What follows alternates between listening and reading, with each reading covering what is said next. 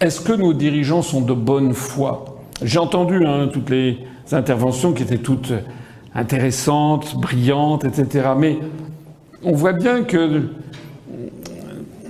on a l'impression qu'on postule que le président, c'est comme, vous savez, le bon roi mal conseillé. C'est toujours ce qu'on dit après une révolution. Ah oui, le roi, il était bon, mais il était mal conseillé. Le Shah d'Iran, il était bien, mais il était mal conseillé. Voilà. Nicolas II, il était bien, mais mal conseillé. Ben c'est ça. Voilà, les dirigeants sont bien, mais mal conseillés. Non. C'est un véritable problème de la bonne foi. Et je sais que c'est peut-être une des choses les pires à imaginer. Par qui sommes-nous dirigés? Et ça pose une question fondamentale que j'ai vue de mes yeux vus. Vous savez que j'ai été candidat à l'élection présidentielle en 2017. Qui choisit les dirigeants français? Le peuple français? Je l'ai vu de mes yeux vus. Il n'y a pas deux tours. Il y a un premier tour, c'est la présélection médiatique sur plusieurs années. D'ores et déjà, 2027 a commencé. D'ores et déjà, l'oligarchie a décidé de qui elle veut voir à l'Élysée en 2027. En 1, Édouard Philippe. Si pas Édouard Philippe, en 2, Marine Le Pen. Si pas Marine Le Pen, en 3, Bardella. Et si pas Bardella, en 4, Gabriel Attal. C'est ça qui a été décidé. Et vous avez un bombardement médiatique constant qui vous est donné sur ces personnes. Et les autres n'existent pas. Et ceci, ça a sorti de sondages qui vous expliquent que on le voit d'ailleurs pour les européennes. Les élections européennes ont lieu dans plus de 6 mois. Regardez, c'est intéressant. Enfin, si vous voulez ne pas être des zombies, si vous voulez comprendre vraiment ce qui se passe. Moi, j'ai annoncé que j'étais candidat aux élections européennes, qu'on avait une liste. Pour l'instant, tous les médias font comme si ma liste n'existait pas.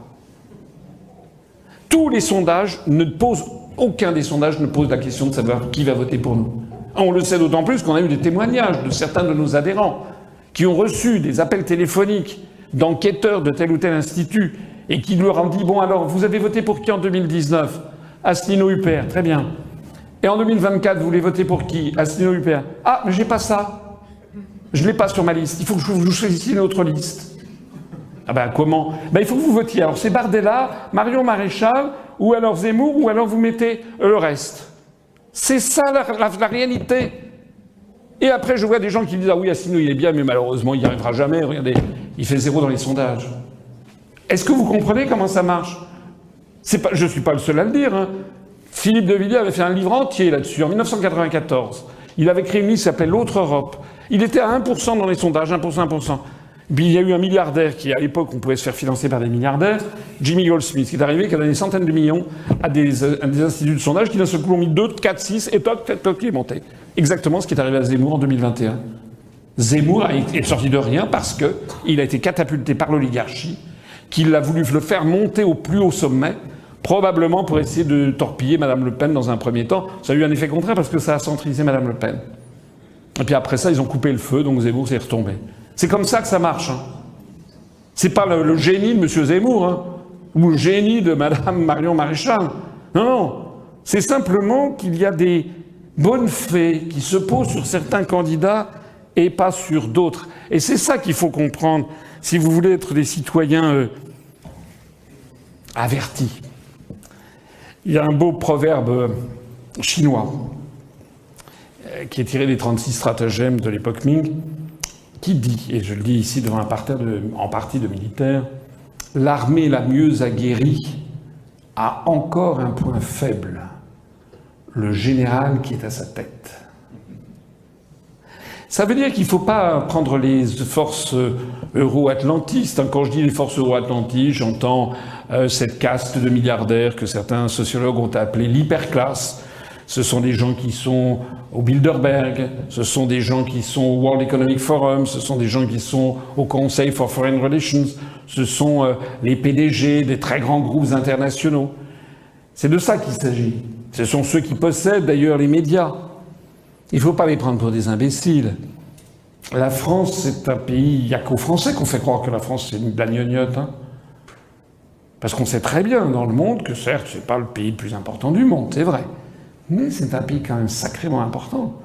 D'abord parce qu'il y a des centaines de millions de locuteurs de français, parce que l'influence de la France est considérable sur les 5 continents, notamment en Afrique du Nord, en Afrique également, mais aussi un peu partout. C'est avec l'anglais la seule langue qui soit parlée quotidiennement sur les 5 continents. C'est quand même un membre permanent du Conseil de sécurité. Ça a été rappelé tout à l'heure aussi, c'est la première zone économique exclusive du monde en matière maritime. C'est quand même une force nucléaire. C'est un pays qui possède, il faudra bientôt parler à l'imparfait, des techniques de pointe. C'est un pays qui a un patrimoine historique, moral, civilisationnel, culturel, linguistique énorme. C'est le pays qui, depuis des siècles, empêche de tourner en rond l'impérialisme anglo-saxon. C'est le pays à dominer et à abattre. Donc les élections présidentielles en France, elles ne sont pas comme ça, hein. Celui qui va accéder à l'Élysée qui aura les codes nucléaires, c'est suivi de très très très très près. Donc on va tout faire pour catapulter quelqu'un à la botte. Et on fait comment? On fait ce que l'on a vu. C'est ce que j'appelle la technique du diable et de Dr Faust de Goethe. Vous connaissez le roman de Goethe, avec le diable qui dit à faux Dr Faust: je te donne le pouvoir et l'argent, mais maintenant tu m'appartiens et tu vas faire ce que je vais te dire. C'est pour ça que j'ai vu des intervenants qui se disaient mais que c'est bizarre, on comprend pas pourquoi François Hollande a pris cette décision, pourquoi Macron prend cette décision. Les gens disent c'est plus rationnel. Si, c'est rationnel, mais c'est une autre rationalité que vous ne connaissez pas. C'est que si vous êtes sélectionné par le système, c'est que vous avez passé une série de filtres. Vous avez dû cocher les bonnes cases. Première case à cocher, il faut être pour l'Union européenne. Si vous êtes contre, c'est terminé. Deuxièmement, il faut être pour l'euro. Si vous dites que l'euro va s'effondrer, que c'est une catastrophe, on en a parlé ce matin, vous n'avez pas le droit. C'est terminé, vous n'êtes plus. Si vous dites que vous allez sortir de l'OTAN, c'est évidemment terminé. Si vous dites qu'il faudra arrêter de soutenir l'Ukraine et que la Russie a des intérêts, c'est terminé. Il faut soutenir l'Ukraine.